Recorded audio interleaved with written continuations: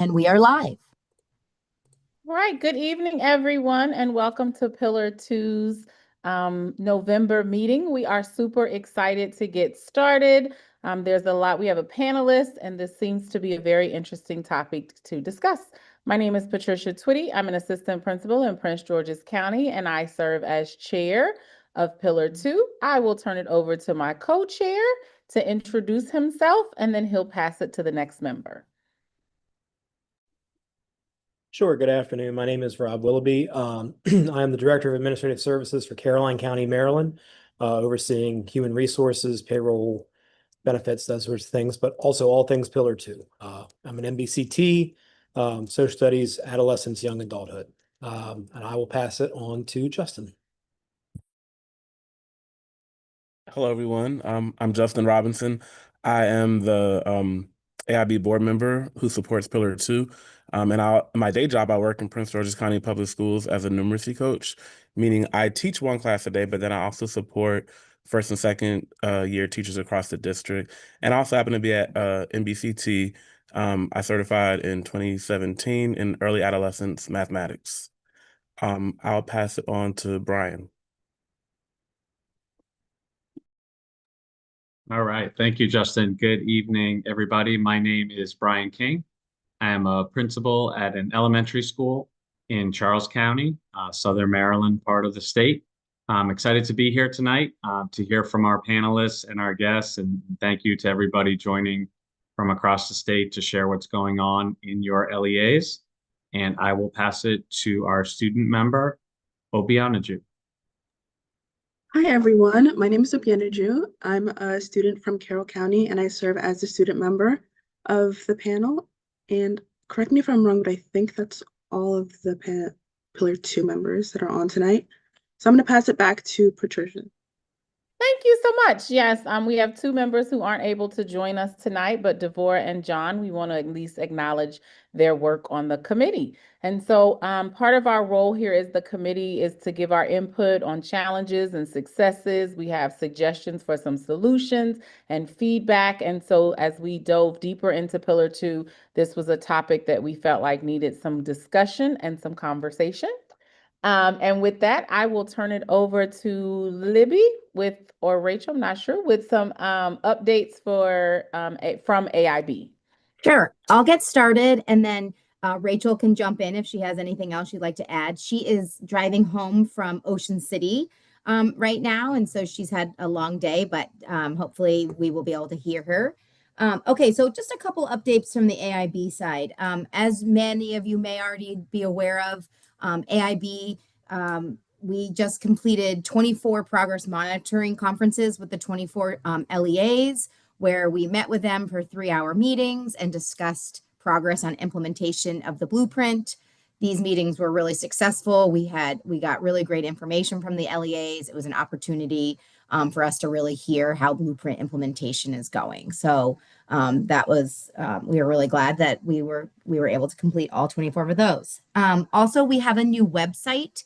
And so I encourage you all to go on and check out the new layout and format.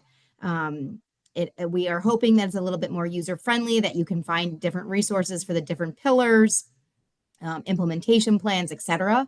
If you have trouble finding things, you can reach out to us and we can point you in the right direction as where things are. But we're hoping that it's a little more user-friendly. Another update, LEAs are busy right now. They've been submitting a lot of different pieces to their implementation plans, but we are finishing up career ladder reviews. I'm part of the career ladder revision review team, and we are making progress on, getting those ready for board approval. We have our next meeting on Thursday and hoping to bring more career ladders for approval then. And then we have one more meeting coming up on December 1. I think that's it for my updates. Rachel A., do you have anything else you'd like to add there? Let me just check and see if you can hear me. We can. Excellent. I'll just bring greetings from Ocean City. Dr. Kerwin, myself, Arshia, and Alex, we were down at the MAG conference today, the Maryland Assessment Group, and really had a great time talking with folks To expand on what Libby mentioned about the new website, we are finally allowed to say that hopefully by the end of this week, if not much sooner, the data dashboards will be going live on our website. So if you haven't had a chance to click around on the new website, it's the same address, aib.maryland.gov. You'll see that the menu structure looks similar, but if you click around, you'll see very soon in the next couple of days, data dashboards that will show progress on Blueprint, specific components of Blueprint by pillar that you'll see by state. You can see the entire state, and then you'll be able to drill down by county. So like, for example, if you're looking in Pillar 2, you'll be able to see the number of vacancies, the number of conditional teachers, the number of national board teachers, and you'll see it over time, 3 to 4 years, depending on where we've been tracking that. So we're super excited to be able to get this visual out to showcase the hard work that's been happening across the state on all Blueprint areas. We will send an email out when those are live and or announce it at our board meeting on Thursday. I would add to what Libby said that Thursday's meeting, I think it's going to be a really good one. If you're following along, the release of funds conversation is tied to this time of year with December 1st being an important date that our board members need to make decisions about not only the submission components, which Libby referenced, career ladders, but career counseling, math plans that are approved are part of this year's submission, but also conversation around adequate progress and looking at the data trends for the past few years. So Thursday's meeting promises to be exciting, and there is also a hold on our calendars for December 1 for an additional meeting if needed after Thursday to continue discussing LEAs and their different components and the release of funds conversation. So busy time of year here, lots of good stuff. And it feels to me like we're moving in a new milestone with the AIB. We're out of the stand-up agency. We're deep into implementation, and we're having the important conversations about student progress and the efforts of Blueprint. So exciting time. But for tonight, super excited for this topic. All right, thank you, Rachel and Libby. So we are going to go ahead and get into the purpose of our meeting tonight. As a committee, we kind of had a discussion around the 2029 timeline of administrators having national board certifications. And so we had a lot of questions and thoughts and felt as if it's 2025, 2029 seems so far away. But going through that process, we felt like it was time for us to just start having some conversations. So kind of setting the tone with our panelists who will introduce themselves in a moment around, you know, kind of how, what, and what does that look like as an administrator that's there. Rob, do you have anything else to add? Oh, I do not know. okay. Good introduction, so we'll get started. All right, so if we can go ahead and start our panelists, if you just want to introduce yourself, let us know your role, and anything else you feel like sharing with us tonight. We'll start with Jason from elementary AP from Montgomery County. Yeah, hi. So I am, I first certified, I was national board certified in 2002. So I renewed in 2012, renewed again in, oh my gosh, yeah, 17, I guess. And again in 22. So I had two 10-year certificates. I am early to middle childhood music. And my experiences across all three levels, high school, middle, and elementary. And now I'm an AP in an elementary school, Montgomery Village. All right, thank you and welcome. Kathleen?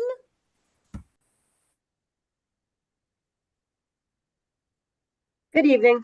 I am Kathleen O'Neill, and I'm an assistant principal at Dundalk High School in Baltimore County Public Schools.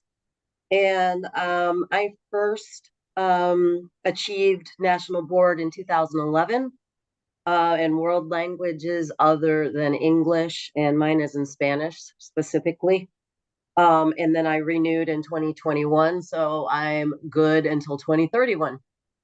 which is nice. I missed the MOC window. Thank you so much and welcome, Wendy.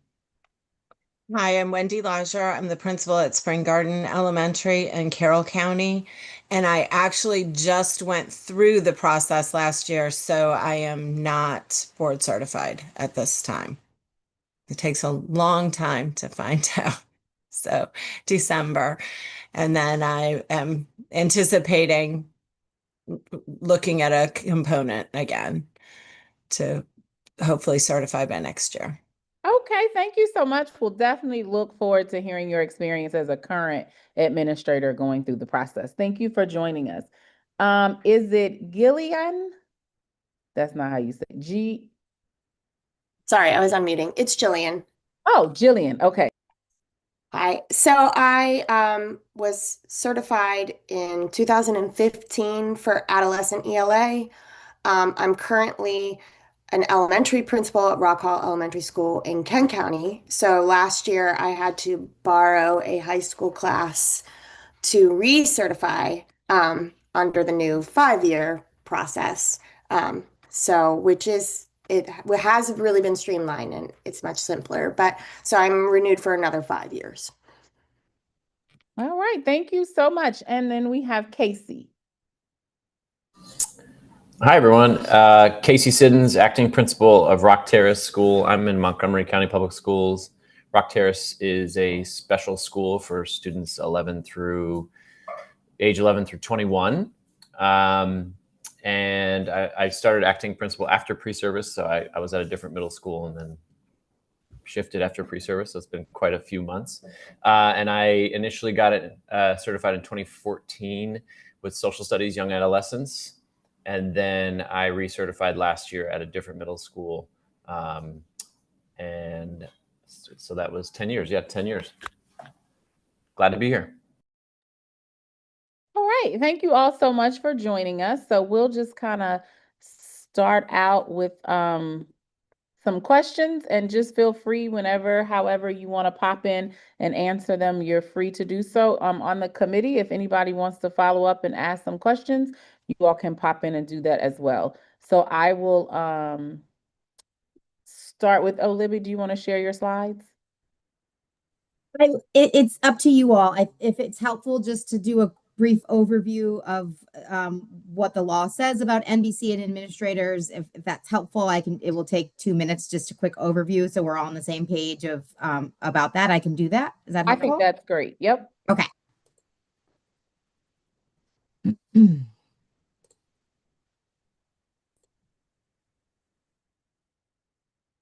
I am struggling to.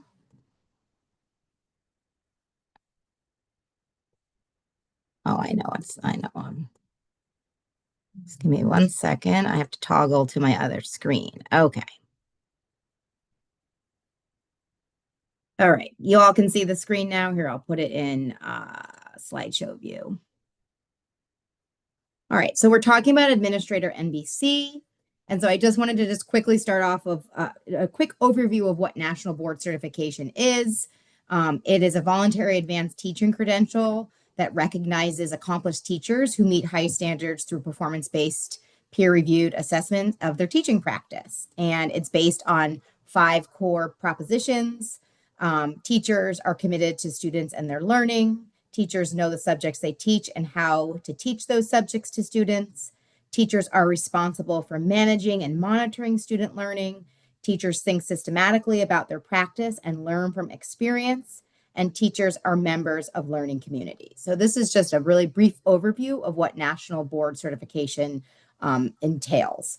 For more information, you can go to the National Board for Professional Teaching Standards to learn more about the process. So just a little brief overview of what the current commission was thinking about around National Board Certification for teachers and administrators. So the commission proposed a performance-based career ladder for teachers and school leaders with NBC as the benchmark credential for advancement. Recommendations were informed by top-performing international systems that treat teaching and leadership as respected professions, featuring rigorous preparation, mentoring, and tiered progression. The commission viewed NBC as a nationally recognized performance-based measure of accomplished teaching that could serve as the foundation for Maryland's system of professional growth and compensation on the career ladder. So just a quick note around the law.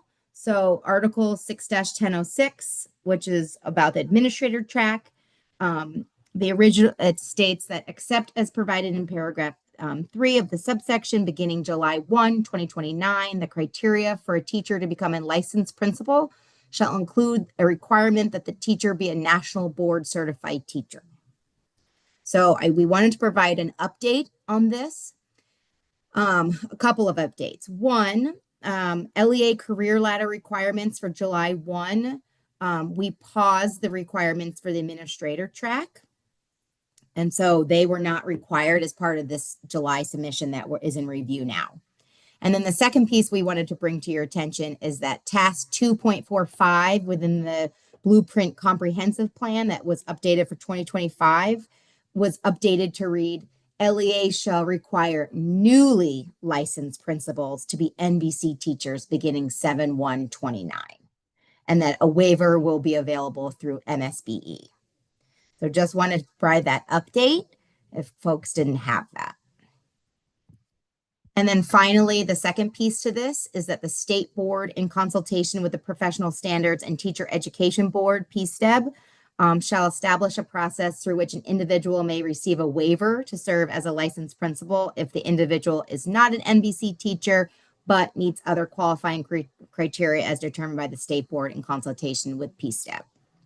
So a couple updates on where we are with the waiver. In July of 2025, MSDE presented the proposed criteria for the licensed principal tier to the Education Policy Committee for MSBE.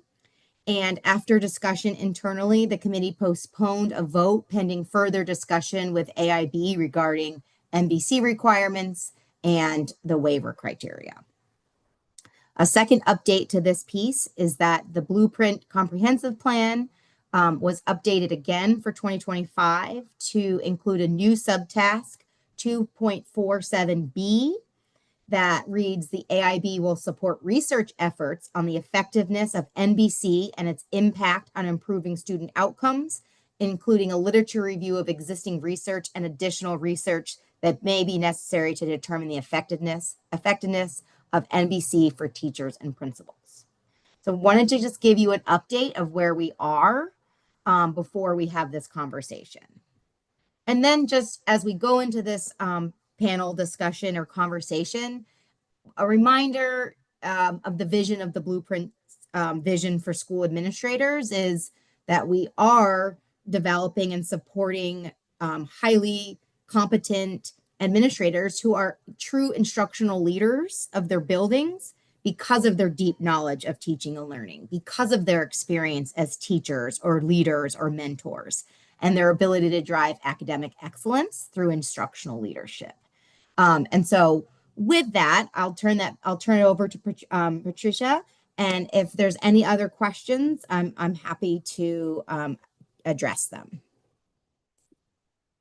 Thank you, Libby. That was very helpful and informational as I hope. It really was. So it's newly licensed administrators. That's a component. So anyone who's aspiring to be an administrator, you should probably start with that piece there. Okay. All right. So I'll just start with the first question and then we can go from there. How has holding national board certification influenced your approach to leadership?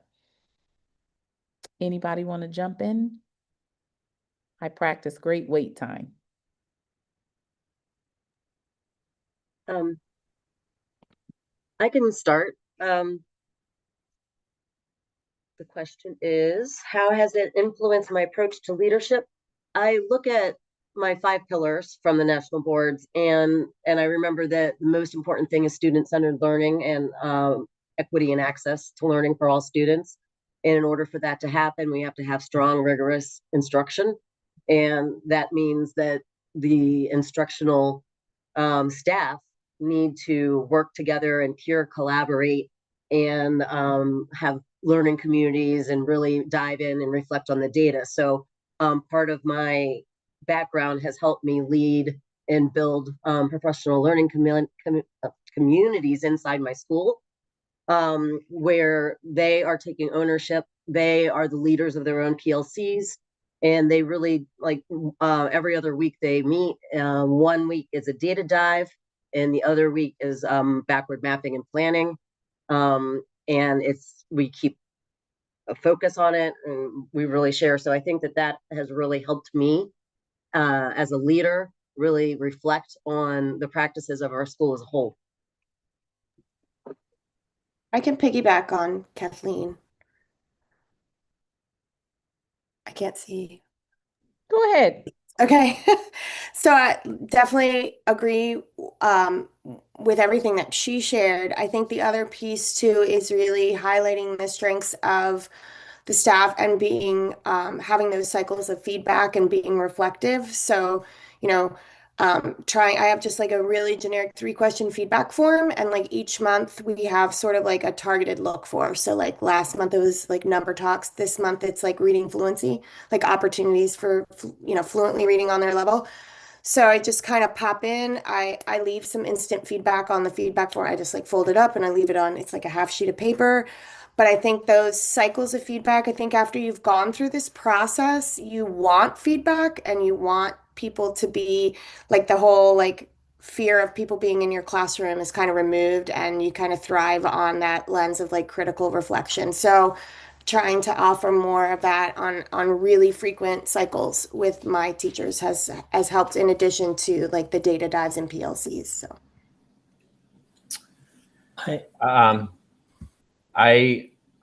the way it influenced my approach to leadership as I'm thinking about it, everybody's sharing some pretty amazing stuff here. We all know teaching is incredibly complex. It's the most complex profession in the world. I know that's biased, but it's incredibly complex. You're making so many decisions. My approach to leadership is like, how can I get out of the way of teachers? How can I not be a barrier to them promoting effective instruction, and then step in and closely support when that's not happening? Because you can walk into a classroom and know pretty quickly if it's not happening and they need help. And so my view on it is like, I will set up all the conditions for you to be successful. And, I don't want to be like, I'm not collecting lesson plans. I'm not collecting stuff I'm not going to look at. I want you to do your job, and I want you to do it well. So how can I get out of the way? I think, as part of the national board process, we do so much reflection, as some of the other panel members mentioned. In submitting those entries, we explain our thinking, we explain our reason for doing things, we explain our reason for the lesson plan. And so as a leader, I really try to model that for my staff. I try to model it when I have a PLC that I'm running, for staff meetings, for core meetings. And that reflective piece, for some people, it's really hard. So I model that for them. And then when I'm having conversation with them, be it a post-observation conference, even a pre-observation conference, encouraging them to explain their thinking. So those are some ways in which the national board process has influenced my leadership. I think, I'm sorry to pipe in again, Jason's comment really stuck out to me, because I was having a post-observation conference the other day, and I was asking like some complex question. She's like a relatively new teacher, and it was an amazing lesson. I was like blown away. And I'm like asking all these pretty deep questions, and she was stuck. And I'm like, can I send these questions to you and we can circle back? And she's like, yeah, that would be really helpful. And then she was able to think about it and reflect on it, because oftentimes teachers don't know all the things that they're doing that are doing well. And on the converse of that, sometimes they don't know the ineffective things they do either. But if we can highlight it for them and connect it back to the standards, which are closely tied to our MCPS standards for evaluations, like using that almost as like a checklist. I hate checklists, but like using, for lack of a better term, how do we show folks that there is a way to be successful and effective in teaching. It's not, you know, obviously teaching is very complex, but we have to reflect the complexity of the job with the conversations we have, like Jason was saying, and show people that how to reflect, and we have to teach them sometimes how to reflect. Yeah, and to piggyback on that, like I think one of the big takeaways that I've had is just the importance of being in the classroom. You know, if we push out a new initiative or a new curriculum, it's like, you know, I need to know it. I need to be familiar. I need to know how to plan with it. So like always kind of wearing that teacher hat as an administrator. So, you know, as he was saying, like if I'm sitting in a post-observation conference and I'm trying to explain something, sometimes I'm just like, okay, like pause. How about I go in and model it? Like I'm going to do all the anchor charts. I'm going to prep the lesson, pull the text, you know, I'm going to go in and I'm going to show you exactly what I mean when I say like organically asking higher order questions, you know, and so, or how to do like informal check-ins, you know, so just whatever. And I've really tried to stay pretty current and relevant. And I think to the point of all the work that goes into it, it's just like if I don't have the answer, I'm reading or I'm researching or I'm thinking about how to, you know, what is evidence-based practices around that. So just staying current and also like not being afraid to be in front of kids at any minute. So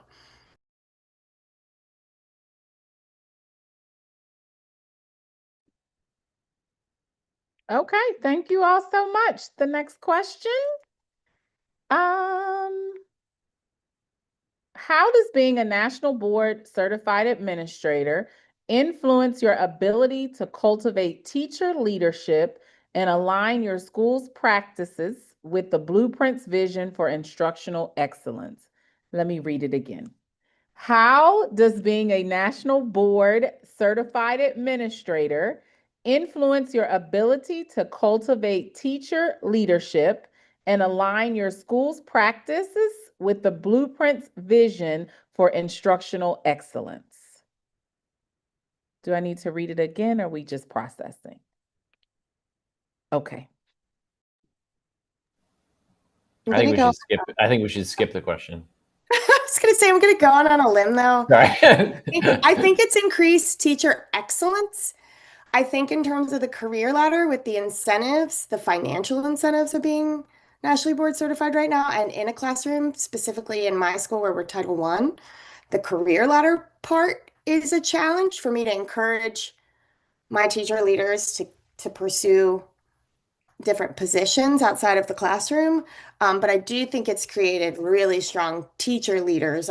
We have collaborative planning time, and to Casey's point, like I stay out of the way because I know that they know how to facilitate data dives and backward mapping, you know. So, but I think for me, what I'm finding is encouraging them to come out of the classroom into those leadership positions. We are struggling in that area. I'd like to add to that. Showing the value of instructional expertise is definitely one of the things that I see coming from this, especially with the career ladder. We have at least 15 to 20 who are currently seeking to achieve in national boards right now, because they all come and tell me because I'm the one in my school that has it right now. I believe empowering the peer-led development of leadership, just like you were talking about, and aligning these practices with the blueprint so that the rigor really is there. The teachers are meeting the standards the students are able to achieve because the teachers are really putting their full effort into it. So I have seen a growth, evidence-based growth of good learning happening in my school. Okay, thank you for that. Wendy, maybe you can support with answering this question. From your perspective, what barriers or system level challenges make it difficult for administrators to pursue or maintain national board certification? So as someone who just went through the process, what are some of those barriers or challenges that you experienced? So did go through the process mostly, honestly, to make sure that I understood what I was asking teachers and our teacher leaders to do. And so I was able to work with several of our teacher leaders and work through the process together. I do think that I think that my perspective would be different if I had done national boards as a teacher. But I do feel like while I grew and I learned, I felt like I was already doing a lot of those things, and I was working with administrators and teachers who were reflective, and I was in the classroom and I was doing those things. And to do the initial certification, quite honestly, you almost have to take a little bit of a step back from some of the things that you're doing to try to get through all of it. There's also the piece that luckily I'm in a school where I have been there quite a while and have really strong relationships with teachers, and they are comfortable with me being in their classrooms and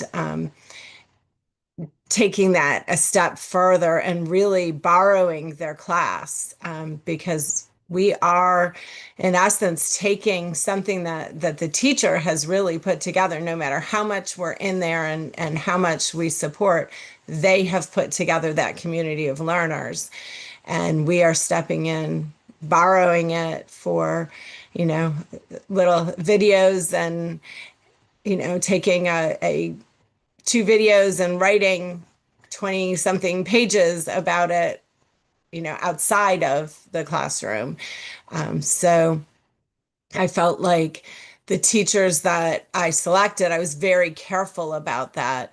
But if you were in a position of moving to different schools or being new to the school, I think it would be very challenging. I do think I was also very careful about what I chose to do. And I don't think I said I decided, because of science of reading and all of the changes that our county was making to better align and increase achievement, that literacy would be the way to go. That would make the greatest impact on our students and my school, as well as my personal learning and the things that I wanted to make sure that I understood our new assessments and our potential retention policy and so many things that are aligned to Blueprint. So I do think it was helpful. I think it would have been a little easier to be recertifying rather than having to start that process as an administrator. Thank you for that. Would anyone else like to share any challenges or barriers that they experience? And if anyone has the experience that Wendy shared, where perhaps you were changed to a different school, or maybe you're certified in an elementary area, but now you're in a high school, or any of those things, that would be helpful as well. I am now in a high school, but when I did my recertification, I was working for magnet programs at central office as a supervisor. And because of that, it was very challenging for me to get into a school because I wasn't in a school. So I had to connect with people, get into a school, and get into really get to know the students. And it's very time consuming to do so. And that was just for recertification. But my biggest question about this is people who have been in, let's say, an assistant principal position or a supervisory position that would like to become a principal. Some of us have been out of the classroom. Some people have been out of the classroom for quite a while, and so they might not necessarily be, I would believe that they're still content experts. However, it seems that it would be better for the NBC to come up with an administrator certificate, something that is in alignment with what they do and still deal with instruction and content, but know that we're focusing on a big system-wide initiative looking at the school versus just that microcosm of the classroom. Yeah, and I would piggyback on that because I recertified. I was high school and I was an elementary principal, and I'm one of the small schools. I don't have APs. So for me to leave routinely in order to build relationships with the students, which I still didn't feel like I did, I was really nervous renewing because the dynamics of the classroom environment were just not what I felt like I would have had they been my students throughout the whole year in terms of, speaking in the, in groups and stuff. But to leave my building without any AP for, multiple weeks at a chunk of time when that other school's 30 minutes away from mine, was a challenge. So I was fortunate in that I could go into a classroom in my own school. Also, I didn't go into administration until my 24th year in education. So it was I think the biggest barriers were just trying to organize time when I could go in there. But I think it was incredibly successful because for videotaping the lessons, I had the teacher stay and videotape, and then they were like, "Oh my gosh!" It was like it was such good professional development for them. And then we talked about it. But I think there are some other barriers because one of the things that I did when I was a teacher and first became certified in Montgomery County, there's a big support group, and I know there used to be through the state. And so I was a national board candidate coach for many years, and lots of the candidates that were successful are now administrators in Montgomery County. And in talking with them about whether or not they chose to renew or maintain wherever they were in that cycle, many of them are not doing it because there's no financial incentive for them.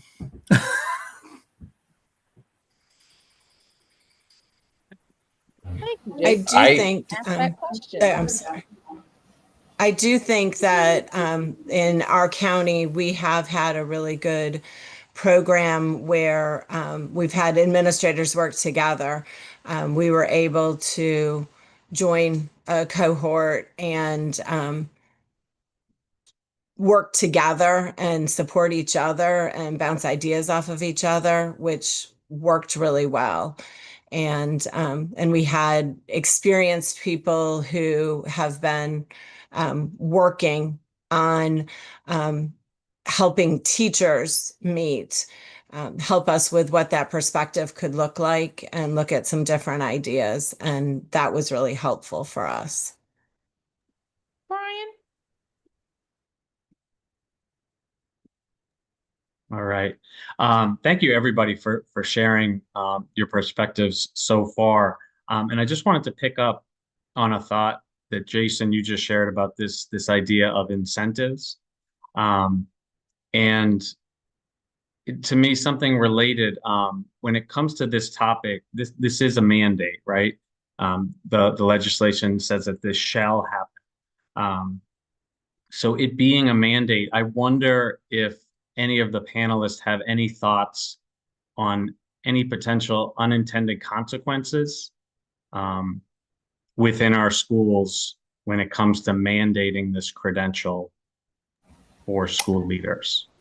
If I can pipe in on that one, I was leaving my school before coming here, and my direct supervisor, who's worked with principals for many years, I told her I was speaking to this panel. She's like, "Oh, well, I have a lot to share." She's like, "Well, just tell them they're not going to have any principals coming up soon." And I'm like, oh, "Okay, well, I don't think I should say that, but here I am saying it, so it doesn't matter." I think the average, like most, I think we have like 30 to 35% of principals leave within 3 or 4 years, like nationwide. I think the job is challenging, but I don't say that to be negative. I just think that would be an unintended consequence where we put up barriers to getting into the program. However, that said, I mean, I'm an optimistic person. I think we should set goals that are maybe not within our reach, but national board certified made me a better teacher, made me a better teacher leader, made me a better coach. So that's my thought on that. I concur 100%. I agree with everything Casey said. I do have concerns only because in a county that is so small, I'm in Kent County, you know, we're very rural. We don't attract a lot. I mean, most of our people are grow your own people. So, you know, that is a real, it comes up in negotiations every year. A lot of times people joke with me. They're like, Jillian, why don't you just go back to the classroom? You'd have summers off and you make more money. So I agree. But I also agree with the logic behind it because I do think it has made me a stronger teacher leader. I was the English coordinator before I was here. So I think, yes, in terms of the professional aspect, I agree. Yeah, I also wanted to say that there gotten a lot of feedback from administrators that don't view the national board process very positively for a number of reasons. A, because it could have been that they did not achieve. There's some personal bias there, or it could be that somebody on their staff who they did not view as a very highly qualified teacher did achieve. So it was interesting when I was talking about I maintained my certification in 22. I definitely got a little bit of negative feedback from my principal about that. So, but it was important to me.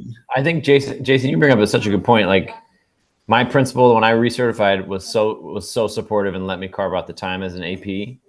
And then when I first certified, my principal at the time was 100% on board with me getting certified and never questioned it.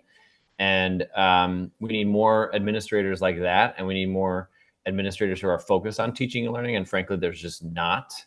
And Jason, I don't know. I mean, I know we're both in FCPS, but like, I feel like administration we've come so far afield from focusing on teaching and learning. Like when you're dealing with crises on a given day, I mean, what I thought a principal would be doing, an assistant principal, I was like, I remember being like a first or second year teacher being like, why isn't the principal in my classroom? And now I realize I'm like, well, when the kid's eloping or, a crisis happens, a kid brings in a gun or whatever. I mean, like there's things that happen every day and we don't have the time unless some magic person brings in more staff, which they're not going to do to like deal with X, Y, and Z. I mean, you're in an elementary school, right? So like they have a principal and an AP, that's it. I'm a principal and I have an AP, that's it. So, I don't know if that's far afield from the question as much. No, thank you all so much. And Jason, even to your point, I know in Libby's presentation, it talked about researching for teachers and for leaders, correct me if I'm wrong, Libby, continuing to do research on the effectiveness and the impact within those roles. And so I think those are all beautiful, great points that you all made. So now I want to open it up to the committee. And then after all of the committee members, if anyone has a comment, I'll ask our panelists for some closing remarks so we can move on to our administrative NBC programming from Carroll County. So committee members, Pillar 2, if anyone else has any questions, this is the time to ask. Okay, Rachel? All right, I apologize. I am off camera and driving home from a conference today, hoping you can hear me. Loved this conversation. And I failed to mention when I started that I am also a national board certified educator. I certified in 05 and maintained in 14 in early adolescent mathematics. So this is a topic near and dear to my heart as well. And I just so appreciated your perspectives. When we were talking about the hurdles, the challenges, like an administrator's plate is full. It's very full. Making time for this, yes. It made me wonder about another component of the law that notes that assistant principals should use about 20% of their time engaging in classroom activities. And I wonder how that is playing out in your districts and how you are conceptualizing it. And if you see a path where NBC could fit in that 20% time, if is there a connection between these two in real life? Rachel, I feel like you've given us a future topic to discuss. But if anybody on the panel wants to address the 20% piece.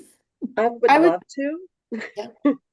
Because I'm in a very large high school, over 2,000 students. We have 5 assistant principals plus the principal, plus probably 9 school counselors, 2 social workers. I'm running around with my hair on fire every single day. And it would be, I would feel so stressed being tied as a teacher of record when there are so many things that happen safety-wise in our building. And yes, that does pull away from our instructional leadership, which the best time of my day is when I get to go to an observation and I get to do post-obs and pre-obs. That is what I love the most, and seeing the kids learn and achieve. And the running around and putting out the fires, literally, we had one, is just taking away from what we really want to do. So I don't know if the state can come up with any type of budget to put in the type of deans that can take care of some of the emergent activities so that the instructional leaders can focus on instruction. And that's something that would be important for, I'm probably speaking well above my pay grade, but that's how I Yeah, feel. I'll piggyback. I think Rock Hall Elementary School is the actually smallest elementary school in the state, I'm pretty sure, with 210 students. So on the opposite side, right now I have a group, because our class sizes are so small, are so large from budget cuts, so that I am pulling routinely. I don't know that it would amount to 20% of my day, but I am working with a group of kids, mostly routine. But to Kathleen's point, there's days where I go in and I'm like, I have ANS, can't pull my group today. Like I have, I'm being pulled to a crisis district meeting with everyone, can't pull my group today. So like, I don't know how it looks. It's not spelled out, and it's not, to the law. So it can be more fluid, so I love my time with kids, but I don't know how that would look if it was, you have to have students of record for X number of minutes in a day.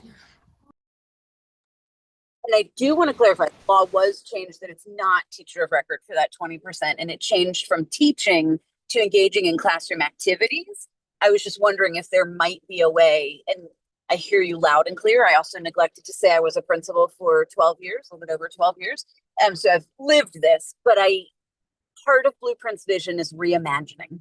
Do we reimagine the role of the principal? Do we reimagine what they looks like to get there down the road? But appreciate the thoughts and 100% hear you that it's really hard to do things when your hair's on fire. Yes, I know that well. That's a bald joke. Sorry. Kathleen is in a high school, and I used to work in a comprehensive middle school with about almost 1,000 kids, and I built the schedule. And having worked on a master schedule, there's nothing more that I would love to be assigned a class, because then I wouldn't have to deal with parents yelling at me or something like that. Like that would be awesome. I would love that. So yes, 100% yes, but let's reimagine it and let's make it happen, because I think it would be powerful to have the principal in a classroom and teaching kids. Like that was like the best time of my day. So. And I think it decreases the burnout. I'm just going to say, to Casey's point, like, that is kind of like back to like, this is why I do this work. This is why I want to be school-based as a leader. So. Okay, does anyone else have any final comments? All right, well, I would definitely like to thank all of our panelists for joining us today. You all have raised some excellent points as the benefit of being NBCT as an administrator, as well as some challenges and some barriers. To Libby and Rachel, perhaps as you all go back, and Justin, you can start to have conversations around the financial compensation. for administrators as the move to have more and more administrators in BCT. I know we've talked about this on our pillar. John, who is not with us, says this many times with the unintended consequences of, if I could have this boost in my salary and maintain the classroom and still have my summers off and do all of those things, you know, why continue up the career ladder? So I definitely thank you all for your input and your time tonight. Brian, I will turn it over to you to introduce our MBC programming. And then our panelists, you are more than welcome to stay on and continue with the conversation, but I understand if you have to jump off and go have a life outside of your job. So thank you again. And Brian, I'll turn it over to you. Thank you, everyone. All right, great. Thank you, Patricia. So we're going to now shift to hearing from a couple of other guests that have shared their time tonight from Carroll County, Ms. Laura Doolin and Ernesto Diaz, who are here to share a bit about what's going on in Carroll County as it relates to administrator MBC programming. So to you, Ms. Dolan, and also, oh, I saw him in here, Mr. Diaz. There you are. Gotcha, sir. Thank you. The floor is yours. And if you need screen share, we can definitely make that happen. Brian, could I interject real quick? Sure. I would love to tell you how Carroll County ended up here, because I think it's a beautiful bridge between how we closed the panel and where we're heading next. At the AIB, we are keeping an eye on a lot of data points. We're looking at the increase in national board certification. We're looking at, are they at certain levels, you know, elementary, middle, high? Are they in math and reading? What are we seeing across the state? And we're trying to begin some of this research that we're looking at how many administrators do hold national board certification. Spoiler alert, not many, 2 to 3%. But then we dug deeper and we said, hey, could we get that data by LEA? And when we looked at it by LEA, Carroll County jumped off the page at us. So we had a certain number across the state, and then we had Carroll County that had the majority of that. And size-wise, I don't know, Carroll, where you fit, but medium-sized district, I believe. But they had such a huge number that we leaned in and said, what are you doing? And their answer is why we wanted to bring them here for you tonight to see what led to this. So I'll pass it over to you, Laura and Ernesto. Hi, good evening. I'll start by introducing myself. My name is Laura Doolin. I am NBCT in English, adolescents and young adult. I first achieved in 2008 and then recertified in 2018, and I'm up for my first maintenance in 2028. I did spend 25 years in the classroom as a high school English teacher, half of that in the city schools of Charlottesville, Virginia, and then half here in Carroll County. And then just spent the last 8 years as the coordinator of secondary English here in Carroll County. I've just shifted this year into a little bit of a different position as the student achievement coordinator for English as a part of our work in Blueprint. So I did do this process as a teacher, and I will say, with that great introduction from Rachel, we do have a number of folks who are administrators in Carroll County who have national board certification because they were elevated teacher leaders who came into those positions. As we look across at those, they all had that in the classroom first. But what we also have, and what I'm here to talk about tonight, is we are supporting, and Wendy, who just was on the panel with you, went through this with us last year. We have developed a cohort for administrators so that they can do that work here in the role of some sort of leader, whether that's supervisor, coordinator, assistant principal, so that they can work through that process and be supported through it. So that's really what I wanted to chat with you about tonight. I'll let Ernesto go ahead and introduce himself, and then I'll share my screen. Sure. Thanks, Laura. So Ernesto Diaz, I'm the Director of Human Resources for Carroll County Public Schools.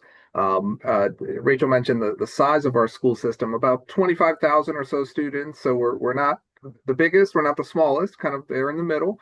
My background, I was a 3rd grade teacher, an 8th grade teacher, a middle school administrator, I was in charge of teacher recruiting and hiring, all of those in Howard County Public Schools. I was actually their chief negotiator too for some time. Was an elementary principal as well, and then came to Carroll as HR director. So Laura's going to give you some information about the programmatics and so on. And she'll share her screen. And then my role is to talk a little bit about, sort of our path here with a special focus on collective bargaining and how we were able to accomplish certain things and maybe answer any questions that you may have about what's in our current master agreement, even though we're currently in negotiations. So I'll throw that caveat out there. So Laura, I'll turn it back to you and you can get rolling. Great, thanks. Can everyone see my screen? Are we good there? Quick nod, thank you. Okay. So, sorry, let me go ahead and advance.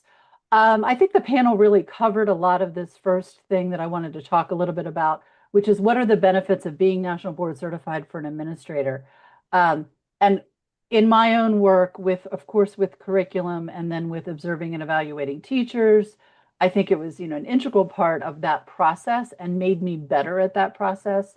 But I'm also addressing here the benefits of going through the process as an administrator, because I think the journey itself and doing the components is a really important professional learning experience, both for teachers and really for administrators.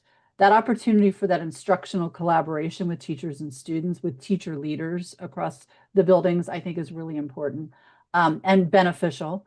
The depth of understanding of curriculum and its instructional materials, that while, especially as building level administrators, we get sort of a cursory look, but when building level administrators go through this process and really get an in-depth understanding of that, it gives them a different perspective on not just the curriculum and its resources, but then also the process through which teachers are going to plan and deliver high quality instructional lessons.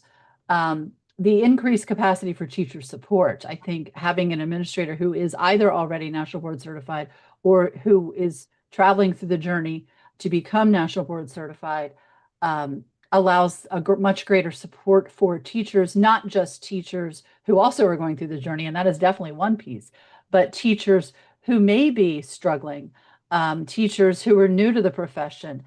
We already know there's an alignment between National Board, the 5 core propositions and the architecture for accomplished teaching is being integrated into our induction programs. So I think we'll see a greater connection to that as we move forward through this process. Hands-on data-driven instruction, we do that as school leaders anyway, data-driven. We are so data-driven in our jobs and have become so much so in the last few years, even more so. But getting an actual perspective of that in a classroom setting and getting to do that alongside our teachers, I think is a really great part of this process. The ethos, the modeling, someone on the panel talked about that, about being able to go into a classroom and just model for teachers. I think I believe a couple of reasons why I felt like I had more credibility in some ways as a coordinator and when I was doing observation and evaluation is I spent 25 years in the classroom. So I automatically, there's something that comes with that teachers value, but also that I had done this process. I think there's something to that too. There's a little bit, an extra bit of credibility that comes with that I think is an important part of all of this process, especially if we're really encouraging this for teachers and we're seeing this as the highest standard for the leader of their school or their supervisor or coordinator of their curriculum to then also have achieved that highest standard. I think is something that really lends to your ethos and provides that modeling for teachers. I do think there's a value in the process over the achievement itself. That's one of the reasons why I think we have really invested in getting our administrators through this process right now, is because the process itself is such a great learning experience, with or without that achievement or the incentives that come with that, although certainly that's important. What do we do in Carroll County Public Schools? So I mentioned that we have a high number already, and those were because they were teacher leaders. We used to have quite a bit of support for National Board Certification back in the day, as they would say, back when, I first achieved in 2008. For a number of years there, through the aughts and early teens, there was quite a bit of support, including financial support for National Board Certification. And I do think that helped to get a lot of us, when we were in the classroom, into that. And I think, interestingly, one of the reasons we have more administrators with national board certification is because there was this support of an emphasis on national board certification back when we were all still in the classroom. And so if we look in the future, I see that paying forward now with what we're doing now with national boards and where we will end up with more national board certified leaders of our schools. I think that's obviously going to only grow exponentially in Carroll County. So what do we do? Well, we have 3 different options of support for our administrators in Carroll County. The first is just through our basic teacher support through our CCPS. We have an NBC coordinator who is a teacher, a full-time teacher, and she was a full-time teacher. She's a part-time teacher this year and spends her time also with an additional stipend to support national board candidates, where we offer monthly virtual sessions for learning, right? Just teaching about the components, and then monthly drop-in face-to-face sessions for support where people can come and get their support. There are PLFs, professional learning facilitators. We have trained professional learning facilitators who are NBCTs, who then can support folks going through the process. And they are present to help with just planning through the process, all of the questions and the anxieties that people have going through the process, reading and giving feedback on their components. There's a number of things. Our candidates are supported all the way through, whether they choose to do this in 1 year or up to 3 years for their first attempts, and then up through the 5 years for retakes. The second way that some of our administrators, so those folks, that first group, tend to work a lot more independently and then drop in and get these extra supports.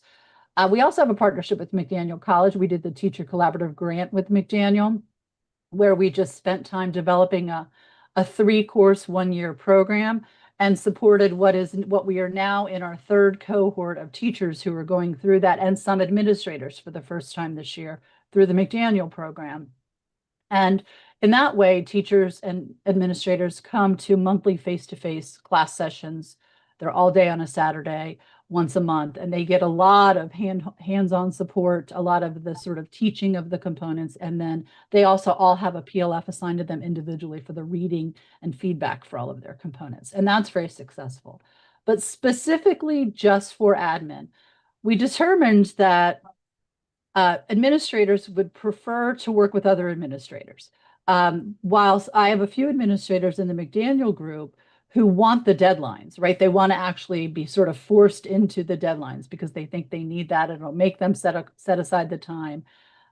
Most administrators don't want that. Their jobs require so much flexibility anyway. So having time for that flexibility, what we do there is our ABSASCO, our bargaining unit, our Association of Administrators and Supervisors, sponsors an evening program, and two nights a month, so every other Thursday, we gather, and those sessions are a blending of sort of explaining and instructing on the components, answering all of the questions, a little work time with guided work time with NBCTs present to help with that. And so that has been very successful. We had about 20 administrators go through and complete all 4 components last year. I guess about 13 or 14 completed and turned in all 4 components.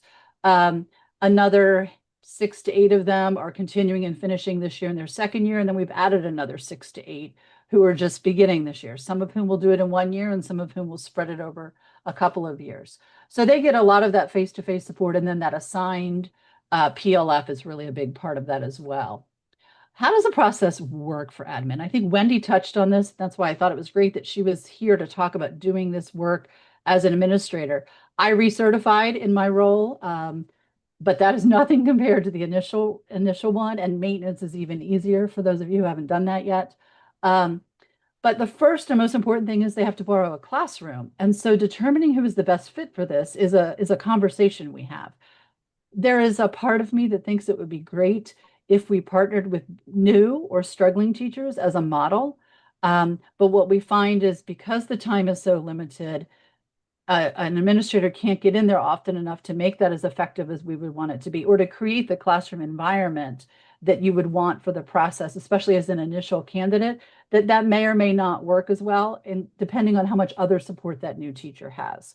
Then there's also the idea of pairing with someone who is going through the initial process themselves as well. So it's an easy thing to do is to pair with them to get those permission forms from guardians to do the collaborative planning and plan those units together. And then there's the idea of certainly you could go into a teacher leader and NBCT themselves, borrow their classroom and partner with them, because that, if you're vulnerable enough as an administrator, that's a learning opportunity for the administrator, not just for the teacher. And those partnerships we were really successful last year. People aren't locked into the same person for all three components. So if the first one is more of a struggle or the time of day doesn't work, we had people move, but I think we found a really interesting collaborative partnership between administrators and teachers. I won't get into the next parts here of the slides. I think this is more about the process itself, and it seems like most folks on this call know the process. But I'll share the slides if you'll want to have those later. But that collaborative planning with the teacher, I think, is really valuable for both the administrator who gets a better understanding of the curriculum, and the teacher who certainly does as well and gets to collaborate with their leader. And then just the day-to-day interactions with students, which everyone here has mentioned is sort of the highlight of any day of anyone in an administrative position. Once you leave the classroom, having the opportunity to get back into the classroom is such a bonus. So I just really walked through the tasks of the portfolio, the three components of the portfolio. I did not mention the content test, which is the sort of the end of the process. And it's a big part of the process, but that's also something that doesn't require the interactions in the classrooms. But I'll stop sharing my screen and let Ernesto talk a little bit, or if you'd rather, we could answer questions before we move on. Yeah, why don't we see if there are any questions specific to your portion, and then I'll chime in with a few thoughts, and we'll keep going.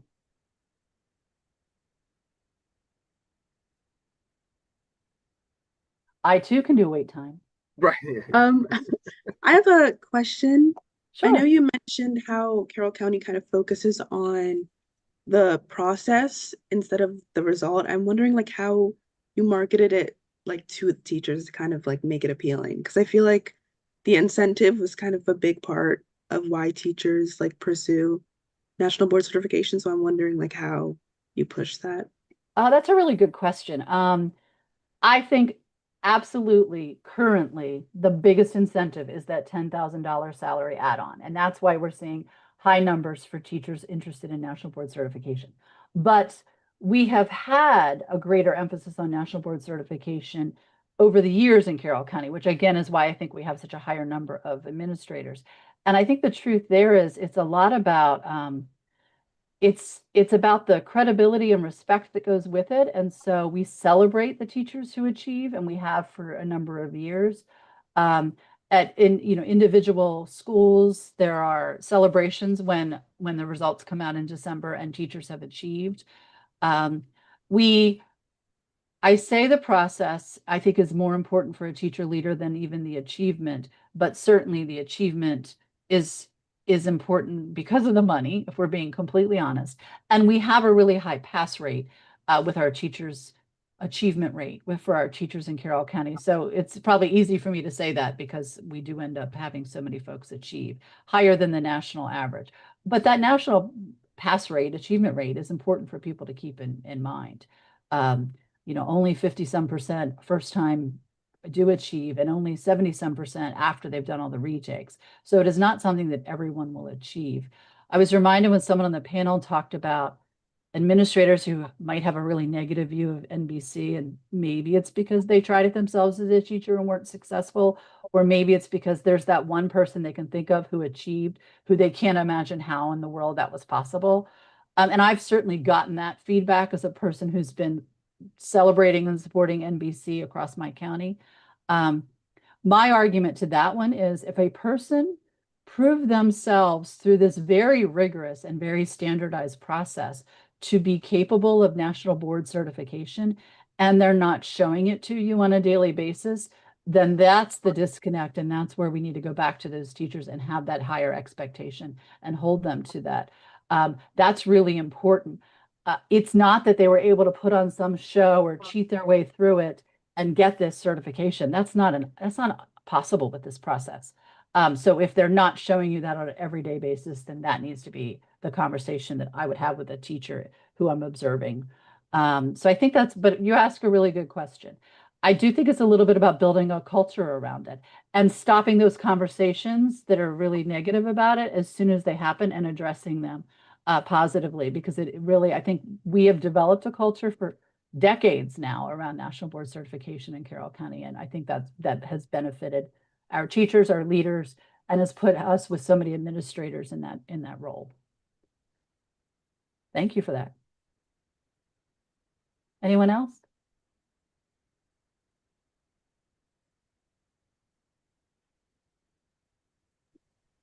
I think I would like to hear more about the partnership with McDaniel College. Sure.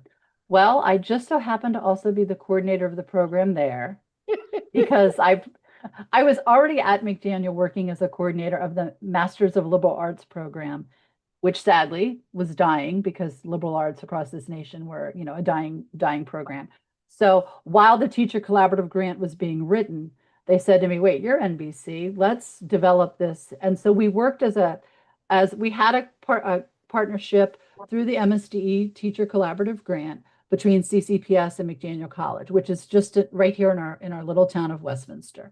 And they are the school that provides most of a huge number. I can't give you data, but a large number of our teachers get their master's and/or their admin certification or their reading specialist certification. There are additional gates, there are additional certifications right here because it's in our backyard. So their graduate program is mostly education. So we developed this 3-course series where teachers start with a first course, which is just the foundational knowledge. We really work through the standards, the architecture of accomplished teaching. We spend time talking about and teaching about assessment. We spend time talking about and teaching about differentiation, like true differentiation, right? Which is time consuming and challenging for teachers, but ways to manage that. The assignments of the course get them prepared to do the components. So they do that in either the spring or the summer of like the prior year. And then the second and third course of the 3-course series are fall and spring. They're full semester courses. And for those 2 courses, they work through the components, through instruction and assignment. They have only NBCTs, obviously, are the adjunct professors who teach this. And then they also have access to an NBCT who is their PLF. So all of their components get read by both a PLF through their local LEA and then by a McDaniel instructor who is also an NBCT, although maybe not obviously in their content area. We don't have enough folks for that or small enough classes for that. But our first year, we've done now 3 cohorts. We're in the 3rd cohort now. The first cohort was only 25 teachers because that's what the grant supported, and 83% of them achieved on their first try.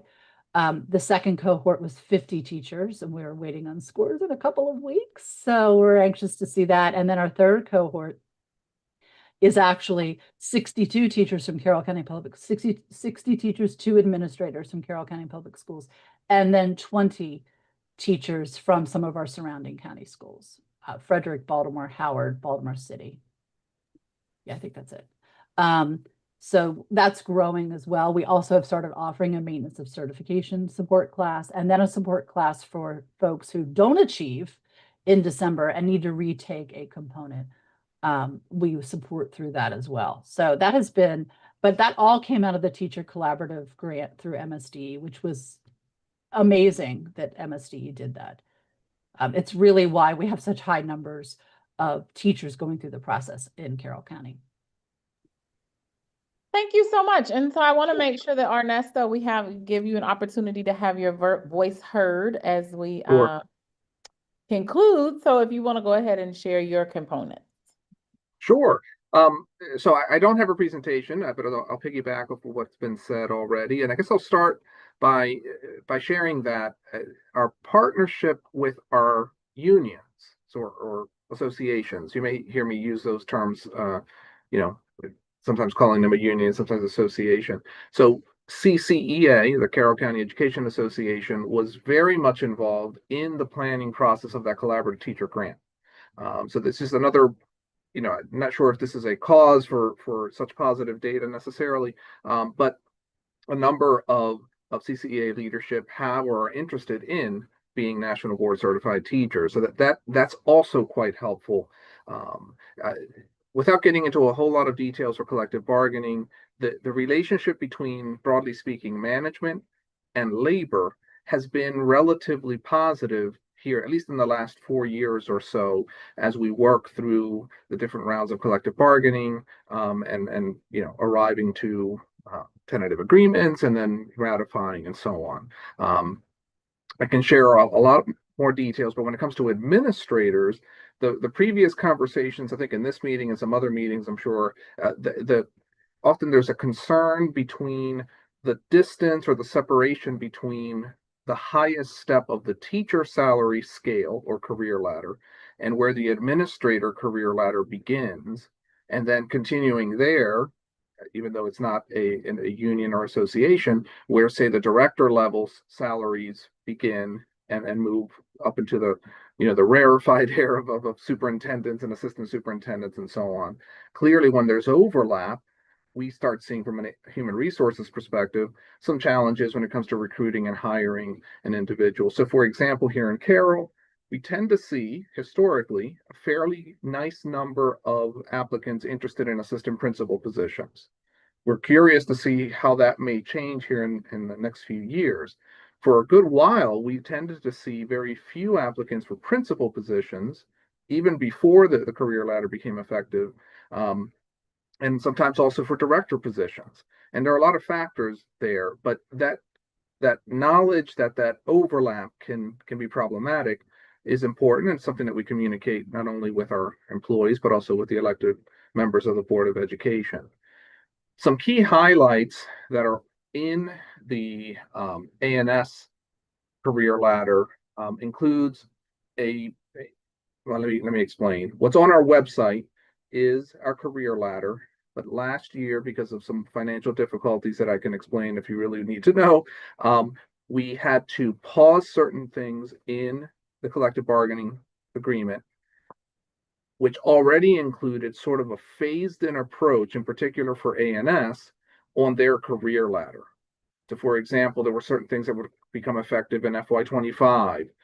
As an example, school psychologist national certification was negotiated as a recognized, and that kicked in this year. In Carroll County Public Schools, our bargaining unit for administrators and supervisors includes school psychologists. In some other school systems, school psychologists are part of the teachers' bargaining unit. And as you may know, sometimes there are local bills that go through the legislative process in Annapolis and allow certain variations. As another example, we have registered nurses in our teachers association, where some other school systems have them somewhere else. So just, keep that in mind. Our Board of Education and the Board of Carroll County Commissioners were able to fund certain portions of this so that all of the funding that's coming out of the ANS career ladder is local funding. There is no state share. That 10,000, including that 10,000, and again, I hate to boil it down to this, but that is a huge incentive for everybody, right? When it was 2 or 3 in the past and it was a share and all of this, but 10, and the other part too is that the way our career ladder is structured is that everyone has their base salary, right? And if they achieve NBC, it's 10,000 on top of that base salary, and the 10,000 is referred to as a salary increase. So in other words, it's not a one-time add-on or anything like that. It's pensionable. And I know all of you know that, but for those individuals that are considering that, that's a big deal for them. And then, of course, as they proceed. So can't get into a ton of detail right now because we're actively in bargaining right now with our ANS unit. We meet with teachers tomorrow, and everybody, including our non-certificated units, are bargaining. Now, as an aside, one of our non-certificated units came to us with some ideas about a career ladder for them. Now, not with, they don't have NBC and so on, but in terms of structure, in terms of another group that you might not think would be thinking in the same line, thinking sort of in a similar way, that certain individuals with certain types of skills and licensure and so on and so forth would have a differentiated pay rather than the traditional salary table, which is columns and rows, right? And steps and so on. Our relationship with our association is quite positive. So this is not a school system where we're screaming and yelling and pounding on tables, when we're negotiating or anything like that. Sometimes that happens for effect, but I mean, it's very rare. It's very collaborative. It's conversational. And then, of course, we get to the details. And of course, we're going through all the steps of seeking parameters from our Board of Education. The unions seek parameter from their leadership. And overall, there's an understanding that there are very good things about the career ladder, but when we get down to the nitty gritty at the negotiation table, it can get pretty complicated, right? But we have an agreement to work through all of it and get some details going there. So if you're interested in seeing our career ladders, it's on our website already. And open for anybody to take a look at that. One other piece, if you do look at it, it would show, and I guess I could share the screen, but I'll just talk about it. Level 1 is that base. So this is where our school psychologists and content coordinators, assistant supervisors, and so on, all the way through high school principals. One other note about our A&S unit is that it is inclusive of certificated or licensed supervisors and non-certificated licensed or supervisors. That's allowed. It's rare, but it's allowed. So there are a handful of individuals that are part of this bargaining unit who really would, they're not really instructional in nature, but they're considered part of the bargaining unit. So for some individuals, that this is not going to be a possibility, and then for others, it's going to really depend on funding, particularly if moving forward in future fiscal years, all of it is going to be a local share. That's going to be tricky, but for right now, we're moving in that direction. Now, I know I've said a lot. I want to open it for any questions, or Laura, if I'm missing anything, at least initially, let me know, and I can continue. Thank you, Ernesto. And I'll just piggyback. Anybody have any questions? We extended our meeting and we still are running over and out of time. But if anyone has any questions for Laura or for Ernesto on the committee. I have one quick number question, and I'm not sure which of you it's best suited for. When I was doing my back of the napkin calculations, when I saw those numbers, it seemed to me that you might be at, not literally, but just on average, almost one administrator per school achieved or pursuing. Does that sound about right? Do you know your numbers? That does sound about right. If you include the pursuing folks, yes. So we have 8 or 9 who have achieved, who are still administrators in our system. And then we also have around 34 going through the process, some awaiting scores now. We actually have 2 of our supervisors who had achieved, actually 3, one an assistant principal as well, who had achieved and then let it lapse in the years when they moved into admin and didn't need it, but then who redid it last year because they were familiar with the process and went through it all over again and found that would be an interesting perspective to hear about, because of course it's a very different process when you're 10 years later, let's say. So yeah, you're right. It's almost 1 per school, not that they are actually in each school, right, but the average of 1 per school if between the achieved and the pursuing. You're correct. So that just really shines a bright light on the fact that what you're doing is incentivizing, that it's pulling people towards this in 2 ways. And Laura, I think you kind of brought the instructional lens to it, and Ernesto, you expanded on that with the employees are humans, right? Like the pay is definitely going to incentivize that as well. But certainly appreciate you coming today and adding the context to what we saw in the data, just an Excel block that was like, whoa, what are they doing over here? So super neat to hear about how you're supporting people through it, and the way that the unions and the school district are collaborating to implement it. Awesome. And if I can just make a comment, Ernesto, you bring something to the table that I don't know that we've heard prior, and that is the role of negotiation. So as we look at this mandate and we say, oh, it's 2029, you've got, from what I'm hearing, at least 2 negotiation cycles already under your belt where this has been a conversation. And I just say that because the longer we wait for some of the details, or what does the waiver look like, or the work is really happening now. And so that is a great perspective just for everybody to hear if you're not involved in collective bargaining. So, we had kind of heard, well, we might get some details, 2027, or this, and it's almost too late. Because of the speed at which collective bargaining goes and the number of years you need to kind of prep to get things where you need, and then for the funding to catch up. So I really appreciated that kind of perspective from the negotiation table. So thank you for that. And if I can jump on that real quick, Robin, it's good to see you on screen. The collective bargaining is much more than just the Board of Education's team on one side of the table and the union leadership on the other side of the table. You need to think of it as a much broader spectrum, that from a union side is the employees, those who are dues paying members and not dues paying members, and whatever leadership structure that particular union has, like a representative assembly and other elected, because they have to go through a process and almost negotiate within the union to get to their parameters that they will present at the table as proposals.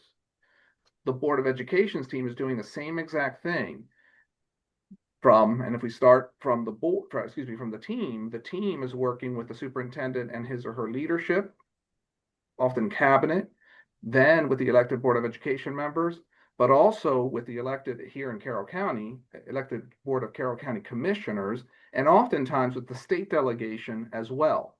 And that is a pendulum that kind of swings back and forth, with the center of it being, in air quotes, the negotiation table. One thing I'll add, and I know we're past our time, but I think it's important. I mentioned that there's no banging on tables or anything. So there's sort of the traditional labor negotiations where you sort of pass paper across a table in proposals, and more of an interest-based approach, where it's more conversational, more collaborative. We use a mixture of that, and we have been doing so for the last 2 or 3 or 4 years, to really get to where we need to go. Oftentimes the money is a little bit more transactional, proposal here, proposal there. But the other parts are like real conversations, such as if an assistant principal is going to be, working with students, and especially prior to the change when it looked like it needed to be in an area that person has licensure or certification, how do we do that? Does that AP sort of bump a 0.2 FTE from another teacher, or is that extra FTE so that the AP, so we get into that granular, and it's all about the relationship with the association, so that you can have that conversation rather than a lot of animosity and so on and so forth. So I know I've said a lot, but there is a lot more, and it takes a lot longer than one thinks. But we love the work, and if you ever have any questions, certainly you can reach out, and I appreciate the time. Thank you all so much. And that actually leads us into our proposed topic for January, which was kind of the career ladder roles, and really defining what some of those roles are, from the teacher role, the lead and distinguished teacher role, the assistant principal role, the admin track, and the professor or that distinguished teacher. So all of those things follow and align with what you were saying, as we're going and changing the career ladder, or learning more about the career ladder and what those roles really mean, and how are we taking some things away from someone and adding some things to someone, so that everyone can, support our students. So thank you all so much for coming tonight. We definitely appreciate it over at Carroll County, for you all sharing the wonderful things that you're doing with supporting MBCT in your county. To the Pillar 2 committee, does anybody have any final thoughts? Oh, Justin? Oh, okay. Yeah, I'll just say thank you, both of you for coming, and also a belated thanks to all the other people who participated in the panel. I certainly have been enjoying the conversation. Took a couple of notes to kind of um, help cement in my memory the conversations as Abby moves forward with these kind of conversations. So thank you all for your hard work, and thank you, committee, for organizing and getting all this together and leading the discussion. So I appreciate all of you.